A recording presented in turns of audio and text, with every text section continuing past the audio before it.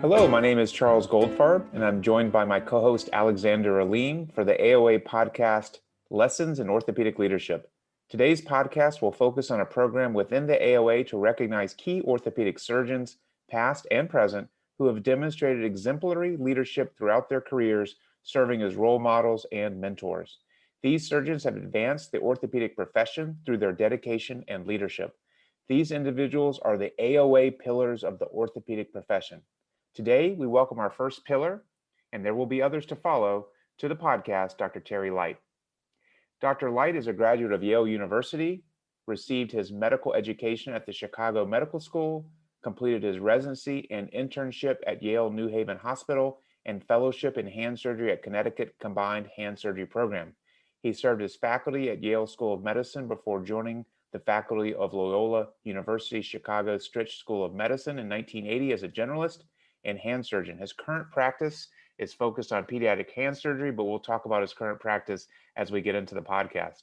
He served as the chairman of the Department of Orthopedic Surgery and Rehabilitation at Loyola for 25 years.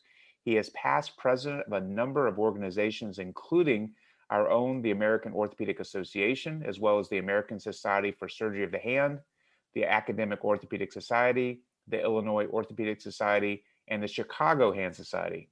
He is currently chair of the American Foundation for Surgery of the Hand and a trustee of the Journal of Bone and Joint Surgery. He has numerous honors. I can go on, but I'll stop there and say welcome, Dr. Light. Well, thank you. Dr. Light, it's really an honor, and I'm glad I get to meet you over this format. Your resume speaks for itself. I think we'll start with a fairly open-ended question. A lot of what the AOA's mission is leadership, and as a pillar of the AOA, what does leadership mean to you, and do you have any key principles that drive what that means to you? Well, I think leadership is about bringing people together for a common cause, and the leader has to be looking in all directions at once. You need to have the support of the group that you're leading, but the group depends on you to have an awareness of the larger world to help chart a course forward for the group. That's helpful. So I've heard you speak before about the concept of vision and developing a vision. And I know that's a collaborative process, and I'm sure you've done it many times from many different organizations, but maybe give us a hint on talking through what that looks like or has looked like for you.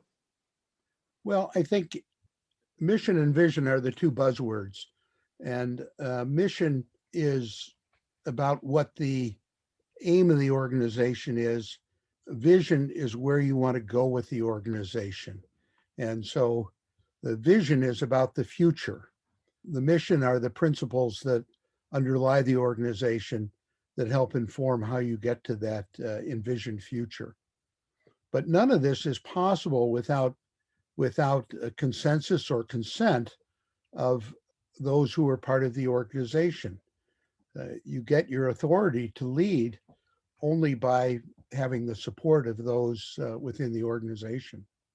It's an interesting concept because I think, a lot of people sort of view leadership as almost a dictator type, and the leader is in charge and they have to kind of command things. And a lot of times the leader gets blamed when the organization fails, and it's maybe sometimes the lack of that consent or sort of process from the followers. Can you talk a little bit about sort of how do you get the followers to buy into that? What some of your successes were with that, and maybe some of the mistakes that have been made in trying to get there? Well, the number one rule is honesty. That if you're dishonest in anyone you deal with, that is profoundly corrosive, and you'll lose the buy-in from those who you're leading if they have even a scent that you're not being truthful with them. So that's the first principle. You can use your authority going forward, but if you're not honest, you'll use it up very quickly.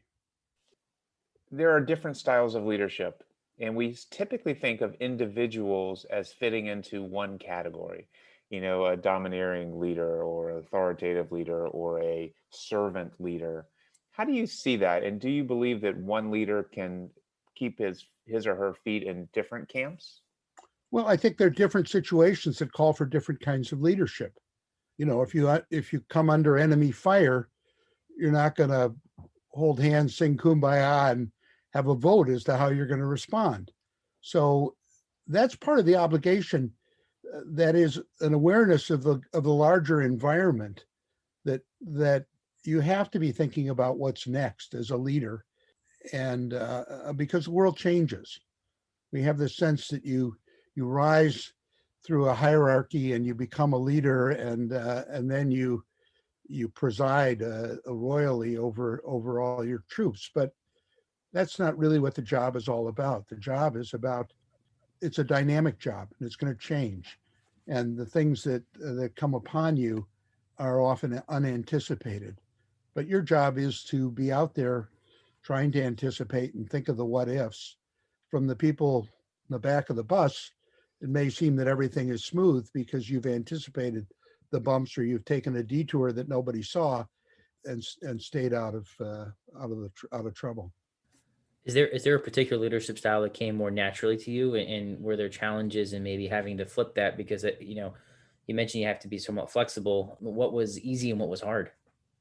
My style is probably more collaborative than anything else, but there are times when you need to rally the troops and build consensus and use the credibility you have if you think that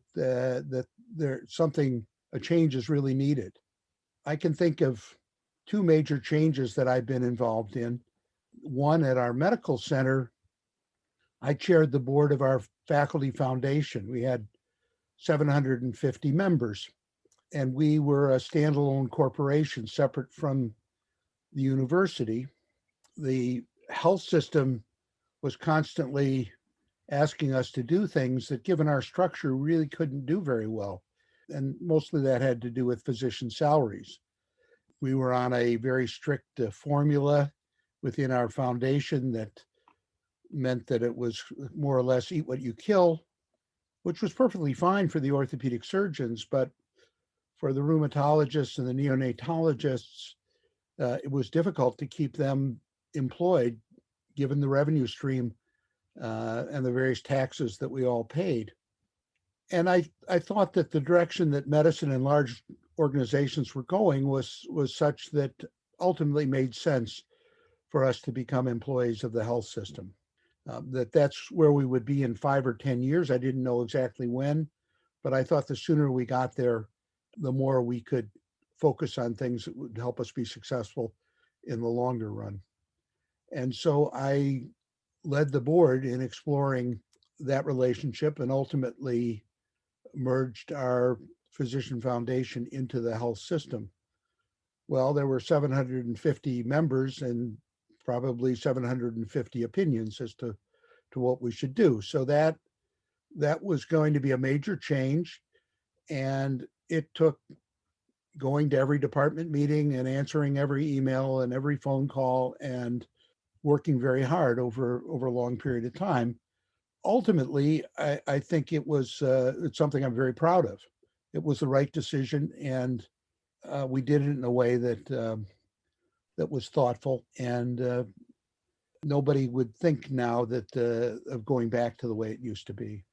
That's great. I'd love to hear the other story, because this, I think, is what gets at the meat of leadership, these kind of stories. Leading that dramatic change in structure had to be tough. And I assume your position as a leader of the orthopedic surgeons gave you credibility amongst the other departments. But I also assume that you lost people through that decision. There are people that, maybe didn't like the direction and left the university. Is that true? And how did you handle that? Well, there were some defections. There were some people who thought we should stay the way we were and the way we had been for many years.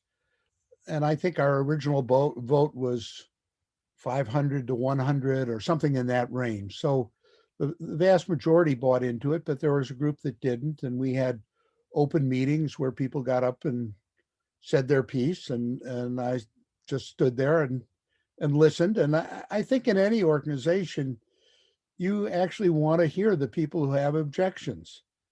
if you understand what they are, sometimes they're very valid or they have a good point, and you don't want to suppress that. You want people to have the feeling the decision has been made after thoughtful consideration. Well, as it turned out, we needed an attorney. The health system had its attorney, who also had been attorney for our physician foundation, but we realized in this negotiation that we needed our own counsel. And we found a very bright woman who dealt with associations and mergers, happened to be in Virginia. I flew out there a few times to talk to her. And she said, well, if you're going to do this, and part of what we were going to do was give our accounts receivable to the health system, you're going to need to think about what if this doesn't work. And I naively said, well, I think it's going to work. She said, well, I think it's going to work, but there's no reason to rush. Let's make a list of the things that could go wrong. Well, if the health system didn't pay people the way they guaranteed they would, if this happened, if that happened. And one of the, for instances, was if the health system is sold. Well, health system belonged to the university. It had belonged to the university since 1968. That wasn't going to happen. But we did put it into the agreement that if the health system was sold, the physicians could have their accounts receivable back and we could go back to being independent.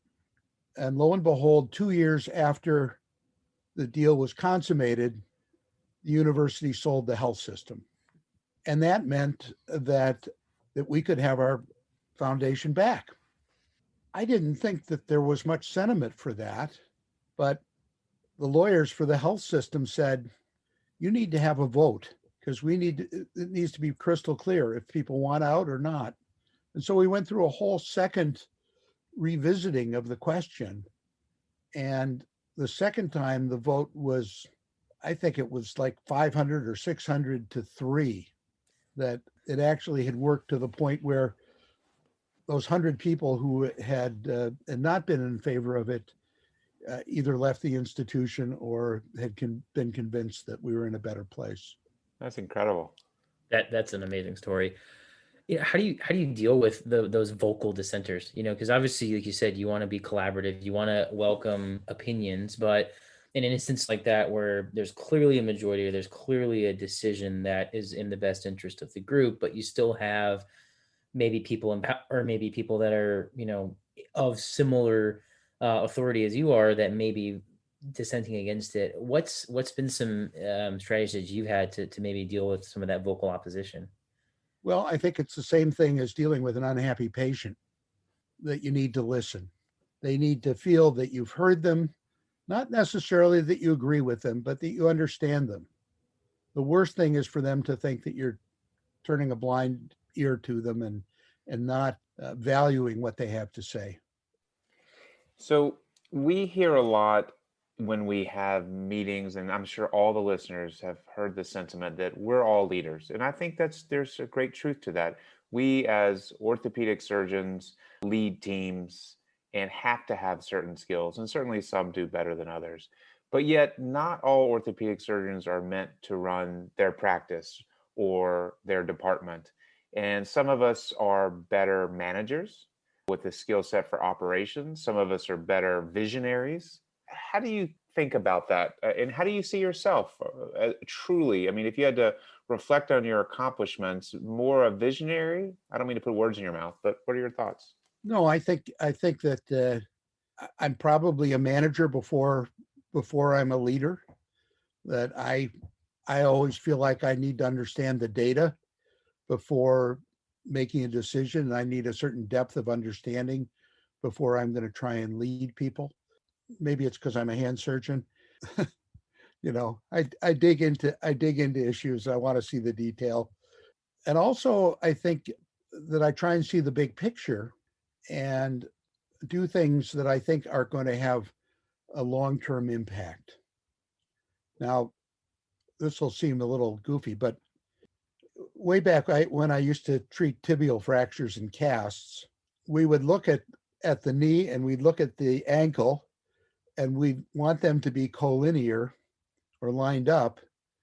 But if the bone in between was a little bit crooked, but it was going to heal in a cast, we didn't really care much. I got to the point where I'd kind of put my hand over where the fracture site was just to make sure that we had the general alignment.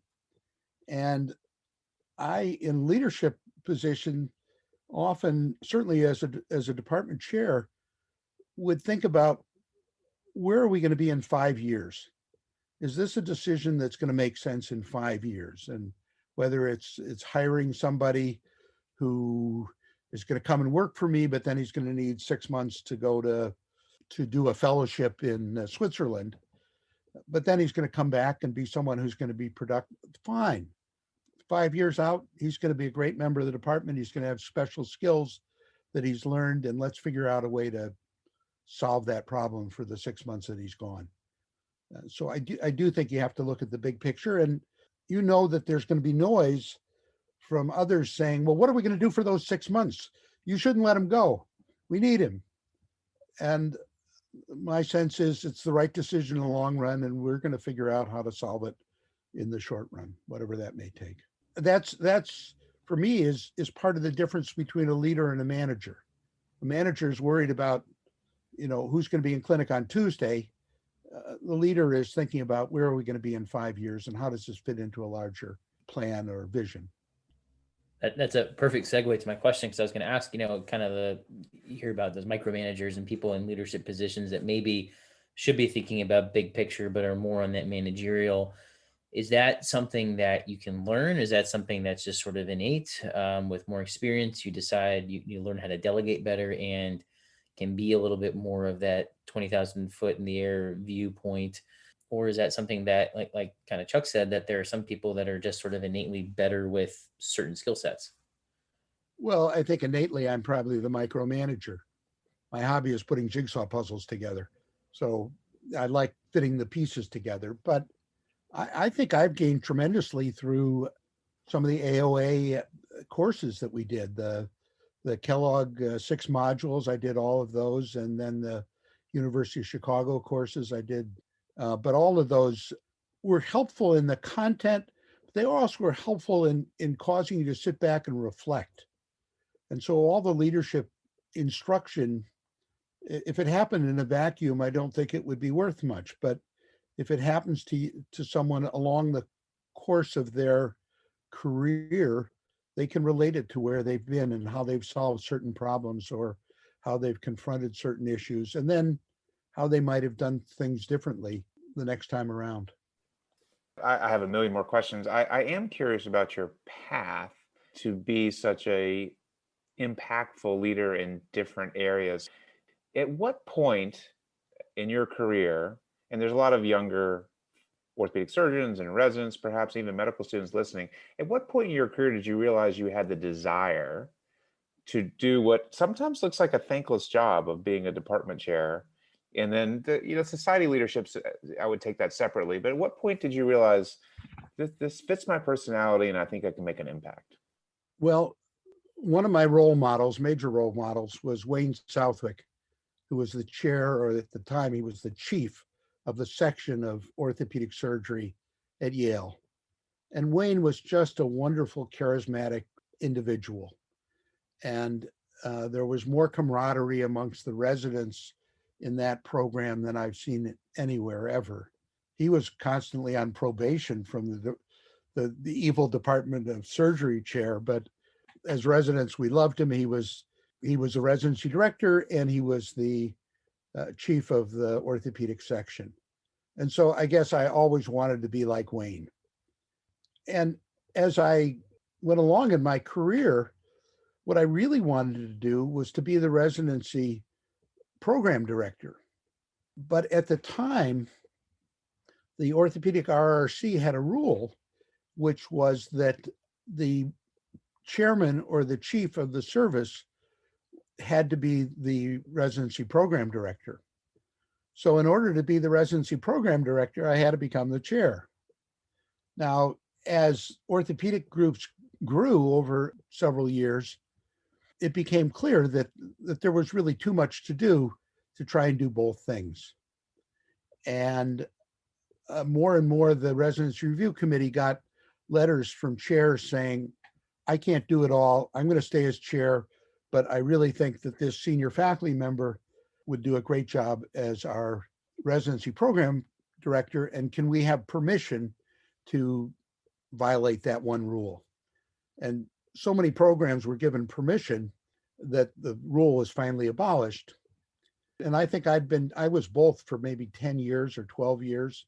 And my good friend, Michael Simon at the University of Chicago, who I've always looked up to, and he's always been several steps ahead of me, said, hey, you're trying to do both. It's too much, split the job up.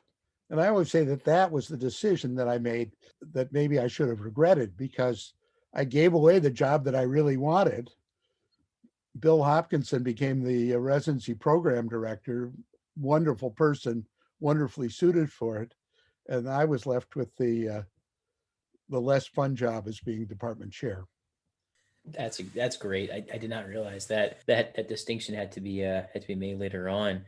Maybe to kind of piggyback off of the last question, you've been involved with so many of the societies, especially on a impactful national level. That's a lot of commitment. A lot of it's voluntary. How did you decide to really dedicate your time to that, to sort of some of the higher missions with this academic subspecialties or societies? Sadly, I never decided. I never said, okay, I'm going to devote this much time to this or that. But opportunities came up, and I found that every one of the positions that I was involved with helped me grow. It taught me new lessons, exposed me to new people. I was involved in academic hand surgery, very involved in the Hand Society. I became involved in the AOA, not knowing very many people in leadership roles in the AOA, but very quickly getting to know a whole other group of very successful people in their own domains, if you will. I recognized the names, but I gradually got to know all these different people who were spine surgeons and hip surgeons and the greater world of orthopedic leadership. And that was exciting. That resonates with me. When I first became a member of the AOA, I had a lot of respect for many people in the AOA, but initially, I don't know if I understood what I could get out of the AOA and how it could impact my career. And I've just slowly become more involved. And the more involved I get, it just seems to feed off of itself. So that means a lot. And that does kind of reinforce, and hopefully is a nice lesson for others. And I found that for other societies as well. Has that been your experience across the board, Dr. Light? Absolutely. Absolutely. Each of the organizations I've been involved with exposed me to different people in the world of orthopedics and different challenges. Maybe I can tell you about the second major involvement I had, which was that I was the president of the Academic Orthopedic Society. And this was a group that had at one time been an association of orthopedic chairmen, the AOC. Then they said, well, let's have maybe program directors and other people involved. And so became the AOS, the Academic Orthopedic Society. It was managed through the Orthopedic Academy Specialty Office, but the way that the organization wasn't that big, we had different folks who were responsible different months of the year, and it wasn't really a perfect fit. And as the president, it was hard to get things done, and everything had to be kind of checked through the academy. And I thought this organization is going to flounder. We barely had enough money to pay the staff with our dues, and we couldn't really take on the kinds of initiatives that we wanted to. So again, who do I turn to but my friend Mike Simon?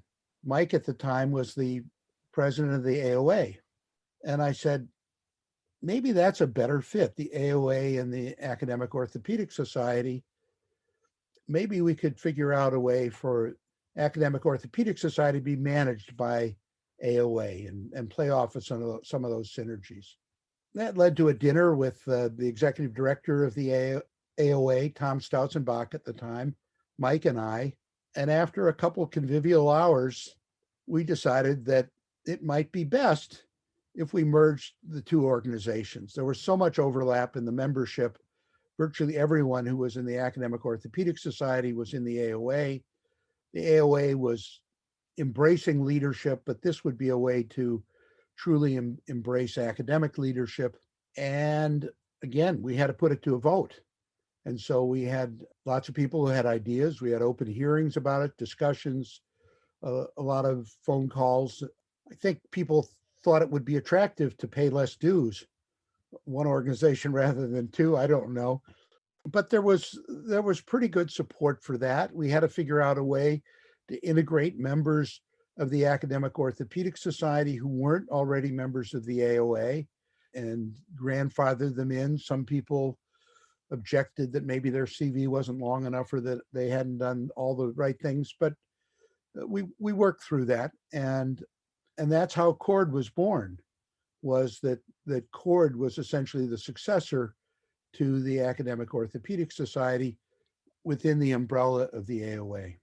So that was another place where things could have gone along fine. I could have acted as a manager leader and been a little bit frustrated, but then turned it over to the next guy in line, and then we could both grumble together. But I just felt like we needed to take some action, and we did. And looking back on it, it's one of those things that I'm most proud of in my career. Yeah, the story you tell makes it seem like it was smooth sailing. No problems whatsoever, I'm sure.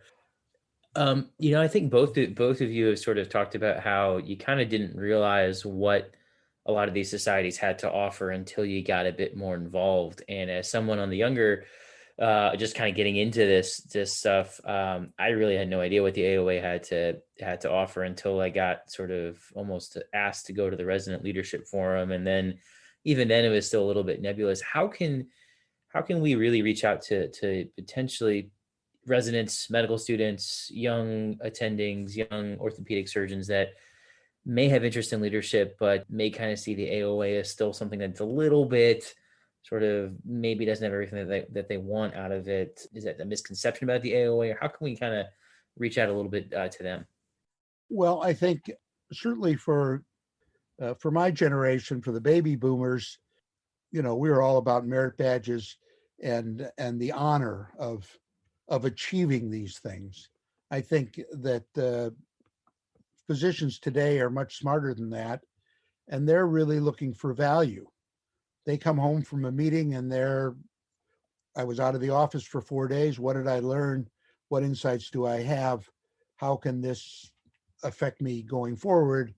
Or, yeah, it was nice. I had dinner with some of my friends, but you want to deliver things that have compelling value.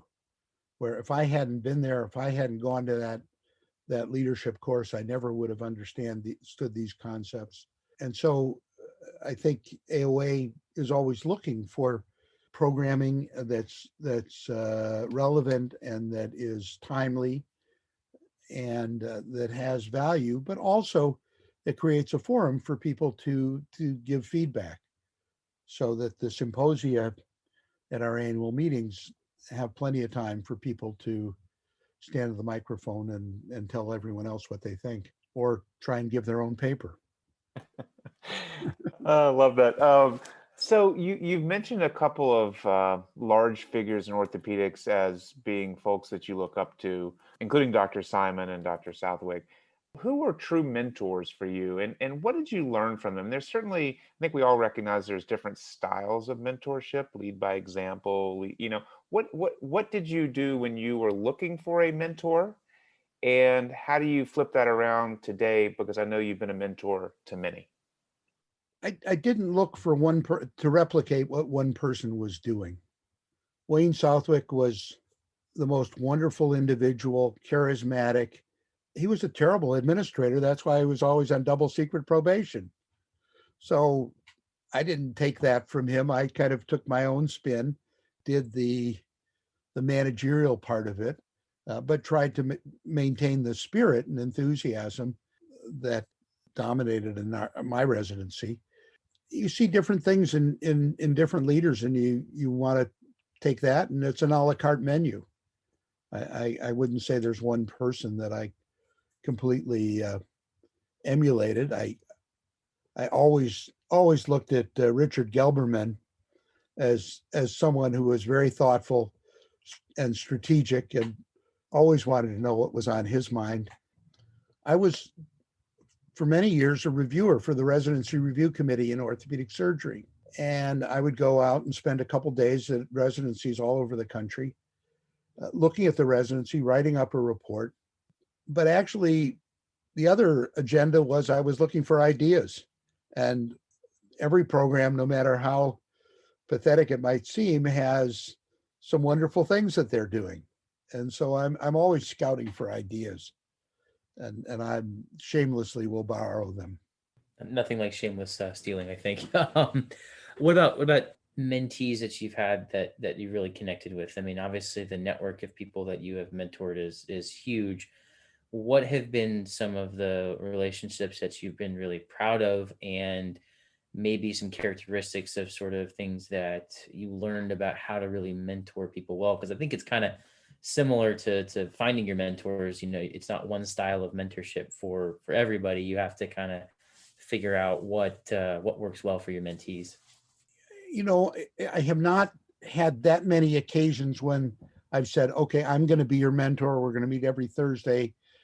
It has been much more conversations from time to time, and helping people to organize their thoughts about what they want to do. I wouldn't expect to see someone who wants to do exactly what I've done, but encourage them to make some decisions. I think what I've found is that stopping to say, what do I want to do with my career? What are the things that would, for me, be success? Where do I want to be in 5 years, in 10 years? It turns out if you can write that down, or if you can articulate it in a conversation, that you're probably about 80% of the way there to getting it, rather than just kind of seeing what happens. And so for me, one of those moments was deciding that I wanted to be a department chair. Certainly I didn't say that day one, but 5 or 8 years into my practice, 10 years, I started thinking I'm at a point now where this is something that I'd consider doing. So you need to be reevaluating. You need to take out that document, the 5-year plan, every year or two, update it. Often you'll find out that just because you put a bunch of things on the list, you've gotten them accomplished in the first 6 months. The Nobel Prize still, you haven't quite gotten to that, but taking time to plan, I think, is very important. And that would be the first thing I would say in terms of a discussion with the mentee is, where do you want to be? What would be success for you? For some people, it's chairing a department, but for many people, no. Maybe they want to be president of the Shoulder Society, or they want continuous NIH funding, or whatever it might be. Start to articulate it. That's the first thing you need to do before you can then problem solve. How do I get there? I love that. That's great advice. It really forces all of us to take a look at, you may not have the answer. You may not really know where you're going to be in 5 years, but the process of going through and thinking about what's important to you is certainly invaluable. I also like your advice and your thoughts about a mentor. And I've been fortunate to have a lot of strong mentors in my career. And I would consider you, Terry, as one of those for sure. We run in the same circles, and I admire many things about what you've accomplished. Here's a different slant. So, the listeners are probably wondering, how did you have time to run a department, and how did you have time to take care of kids and patients?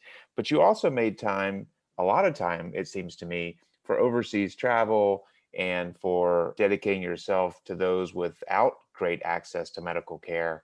Explain to the listener who may not have had that pleasure why that's so important, or why that was so important to you and the type of doctor that you are. Well, my first role model, without any question, was my father. And he was my first mentor. My father was an ophthalmologist who practiced in Chicago and suburban Chicago, and had a busy practice. But he and a couple of his buddies from residency decided in 1961, kind of in the spirit of the Peace Corps, that they should do something overseas. And so the three of them started an organization called Focus that provided eye care to the northern province of Haiti. And my parents would spend a month every year in Haiti. Now, since he was one of the founders, he would go in February. But that was the role model of a physician that I grew up with, was that overseas service or care for the less fortunate was just a part of a physician's responsibility. So that was always in my mind. And as a resident, I actually went to Haiti and worked there with Jim Funk, an orthopedic surgeon from Atlanta, who would go to Haiti every year for, I don't know, 30 or 40 years. I always spent one day a week at our Shriners Hospital in Chicago. So Friday was always the day at Shriners Hospital. And as the Soviet Union broke up, we started to see many, many children with congenital limb deformities that were completely untreated during Soviet time in Lithuania. And since one of the largest Lithuanian cities in the world is Chicago, everyone in the country of Lithuania seems to have a relative in Chicago. And we started to be inundated with these children from Lithuania with limb deformities. And we found out that there was a charity in Chicago that was paying their airfare to Chicago, giving them an apartment to live in while we took care of them free at Shriners, which we were glad to do. They had challenging problems. They all seemed very grateful, but it seemed a little backwards that they'd be flying to see us. And ultimately, in discussions with the charity that was supporting them, we said, let's go the other way. And so John Lubicki, who's one of the other pillars this year, and I agreed every year to go to Lithuania, spend 9 or 10 days there, and help train the next generation of hand surgeons, pediatric orthopedists, spine surgeons in Lithuania. Initially, we were demonstrating surgeries to them. Then they were scrubbing. Eventually, we were assisting them. And so over about a 12-year period, we watched the country throw off the shackles of communism and become much more entrepreneurial, part of the European Union, more prosperous. Eventually, they had a nicer C-arm than I did. And it was about that time that I said, well, I think we've gotten you guys going. Things are good. And I then found a way to, through an alum of our medical school, to do a service trip every year to Saigon, Vietnam. Was of a generation that was very much bifurcated by the Vietnam War. I did not serve. I had a deferment for medical school. By the time I got out of medical school, the conflict was over. But it was a source of angst for anyone of my generation, whatever their role might have been. And the thought that I could go to Vietnam and give back and help heal that society was very attractive. And so I work in the orthopedic hospital there each year for a week or two. Again, mentoring young surgeons, teaching them what I know. And I find that tremendously fulfilling. It's unbelievable. I mean, your dedication to education, especially to serving those, it's something that I am incredibly inspired by. And I'm still looking for those opportunities, and it's really unbelievable to hear what you've been able to accomplish. And it's really cool to see all the results of that from that. And I think teaching people in some of those other countries too, it's great. We could go on for hours, but I think this has been an absolutely wonderful discussion. I have learned so much just from this time talking with you, and I appreciate it. I even appreciate the Animal House reference with double secret probation. So I'll I'll hold on to that one too. So I'll give you one more reference, and that is that I had a Saint Bernard that I loved dearly, and one day I was walking him. He was about a year old, maybe a year and a half. I'm walking down the street. Someone comes up to me and says, "Hey, I like your St. Bernard. What's his name?" And I said, "Mr. Blutarski." And this person, without dropping a beat, he goes, 5 years of dog training down the drain. Terry, this has been fantastic, and I would echo Alexander's thanks for joining the podcast. I know the listeners are going to love it, and obviously, we want to thank you for all you've done for the profession, done for the AOA. And on a personal note, again, I look up to you and your accomplishments in the world of congenital hand surgery and hand surgery in general are a high mark for certain. I suggest that you close the podcast by your typical email sign-off. Stay positive, test negative. Thank you very much. Thanks for joining us. Thank you so much, Dr. Light. Thank you all.